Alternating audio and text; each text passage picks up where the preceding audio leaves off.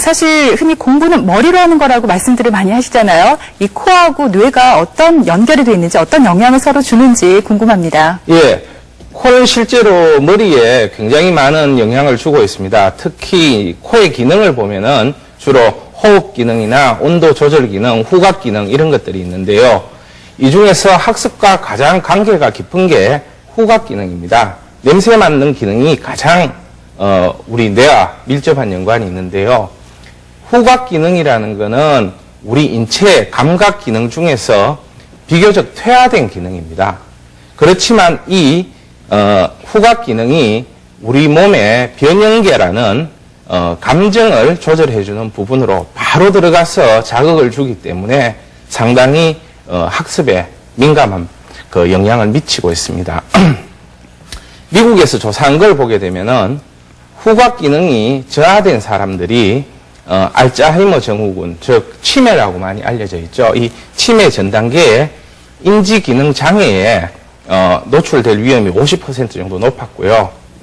우울증에 많이 걸리는 분들이 우울증이 걸리게 되면 냄새 못하는 그런 증상이 동반되기도 합니다. 그런데 우울증이 치료되고 나면 후각 기능도 회복되는 그런 사례들이 많이 보고되고 있습니다. 후각 기능이 학습에 밀접한 영향을 미치는 데는 대뇌 변형계가 작용한다 이렇게 알려져 있는데요.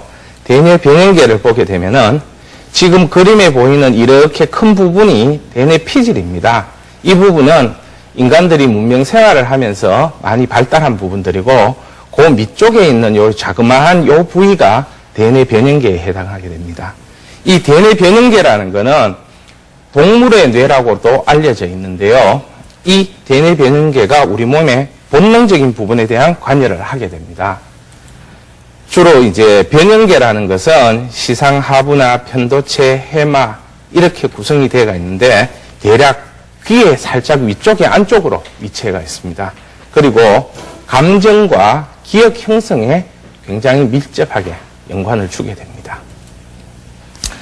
해마라는 부위는 공부를 하는 학생들을 키우신 어머니들은 한 번쯤은 들어보신 이들일 겁니다.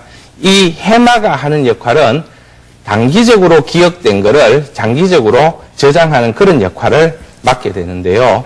이 해마 부위가 손상이 되게 되면은 새로운 것을 잘 기억하지 못하게 됩니다. 그래서 사고가 나서 해마 부위에 손상이 있게 되면 그 이전의 것들은 기억을 하는데 그 사고 이후의 기억들은 잘 하지 못하게 됩니다. 그러니까 사람을 만나서 인사를 하고 이름을 들어도 돌았으면 다시 까먹어버리는 그런 상황들이 생기게 되고요. 또 기억과 굉장히 밀접한 관계를 가진 부분이 편도체라는 부분입니다. 이 편도체라는 부분은 감정에 관여를 많이 합니다. 그래서 우리가 공포나 두려움을 느낄 때 이 부분이 많이 작용을 하는데요.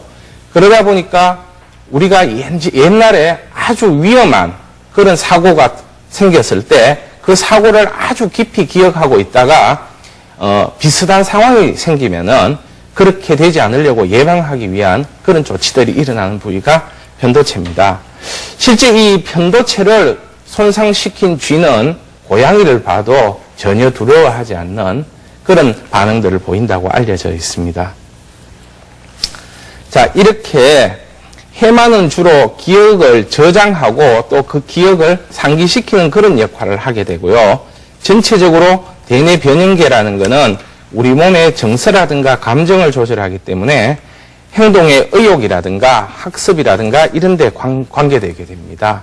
그렇기 때문에 대뇌 변형계의 기능이 활성화되면 될수록 해마의 기능도 올라가고 해마의 기능이 올라가게 되면은 기억력이 좋아져서 학습 능률도 올라갈 수밖에 없겠죠. 자, 또 공부를 잘하기 위해서는 브레인 네트워크를 잘 형성해야 된다고 하는데 우리가 적절하게 자극을 많이 받을수록 뇌는 더 활성화될 수 있습니다. 그런데 우리가 주로 받아들이는 정보들은 시각이 한 80%, 청각이 15%, 나머지 기타가 5% 정도가 되게 됩니다. 그런데 우리 뇌는 초당 한 4천억 개 정도의 정보를 받아들인다고 알려져 있습니다.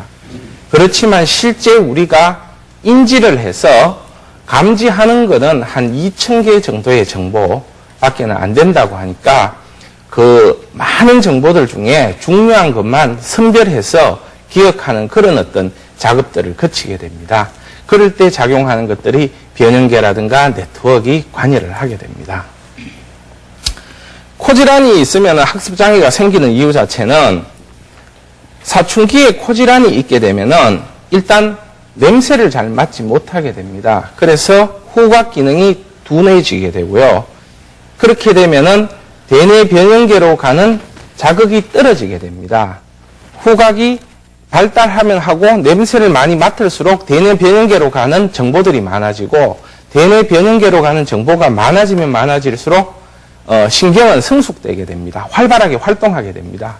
그리고 그렇게 발달해야 되는데 냄새를 맡지 못하게 되면 이 대뇌 변형계가 발달할 수 없으니까 우리 몸의 신체가 발달하는 데 비해가 상대적으로 발달 정도가 떨어지게 됩니다. 이렇게 변형계의 발달이 늦어지게 되면은 기억력이 떨어진다든가 학습의 장애를 일으킬 수밖에 없게 됩니다. 또한 이제 코막힘으로 인해 가지고 산소 공급이 떨어지게 되면은 뇌로 올라가는 연료가 떨어지게 됩니다. 뇌세포는 산소와 당분을 에너지로 쓰고 있습니다. 그리고 이 산소와 당분은 혈액을 통해서 뇌에 실시간으로 공급이 됩니다. 근육 같은 데는 당분이나 산소가 저장됐다가 그때그때 쓸 수가 있지만은 뇌세포는 그렇지 않고 그때그때 혈액을 통해서 공급되기 때문에 산소와 당분이 떨어지게 되면 바로 뇌 기능이 떨어지는 그런 현상이 생길 수밖에 없겠죠. 자, 이런 상황들을 봤을 때 학습 능력을 최대한 발생시키기 위해서는 첫 번째 산소 공급이 잘 됩니다. 그래서 코가 잘 뚫려서 공기를 들어마시는 통기로를 잘 확보해야 됩니다. 그리고 당분이 원활하게 공급되어야 되는데 이런 것들은 이제 식사라든가 적절한 영양을 통해서 공급을 하게 됩니다. 그러니까 산소가 잘 공급되고 영양이 잘 공급되게 되면 뇌는 충분한 어떤 활동을 할 수 있게 됩니다. 자, 거기에다가 변형계를 자극해주는 활성화 작업이 있어야 되겠죠. 뭐 시각이나 청각이나 감정이나 움직임이나 이런 걸 통해서 대뇌 변형계가 활성화되면은 학습 능력을 최대한 끌어올릴 수 있는 그런 환경이 조성되게 됩니다.